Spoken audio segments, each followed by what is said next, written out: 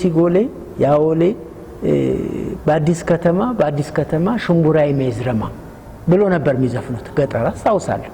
እኔ ደግሞ ገንሜ ነረማ የግሬድ ማርካማ ብዬ ለውጬ ዘፈንኩት።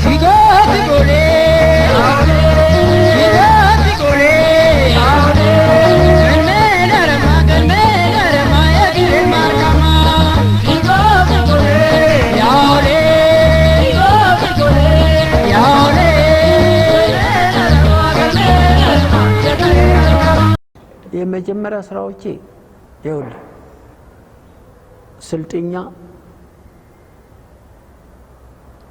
ሰው ነው የሰጠኝ። ግጥሙ ዜማው አሁን በህይወት የሉም። አውቶቡስ ተራ ጸገነት ኬክ ቤት የሚል አላቸው። ሀጂ ሻሚል ኑር ሰቦ የሚባሉ ስልጤ ውስጥ እኚህ ሰው በጣም ታዋቂ ሰው ናቸው። እሳቸው ድርሰት ነው ግጥሙም ዜማው።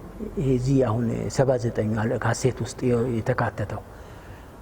ወለንኛ ደግሞ አንድ ጀማል የሚባል የወለኔ ተወላጅ ነው። እሱ ነው ዜማውም ግጥሙም አምጥቶ የሰጠኝ። ሶድኛ ደግሞ እዚህ ሜክሲኮ አካባቢ ጓደኛዬ ነው መንግስቱ ተሰማ የሚባል እሱ ነው የሰጠኝ። የተቀሩት የሰባት ቤት 7 ዘፈኖች የኔ ግጥምና ዜማዎች ናቸው። የኔ ግጥሞች ናቸው ስልህ እዚህ ጋር ግልጽ ላድርግልህ። የህዝብ የሚባል ደግሞ አለ። ያንተም ያልሆነ የኔም ያልሆነ የመላ የጉራጌ ብሔረሰብ ንብረት የሆነ ሲጎሌ እዛ አካል ነው።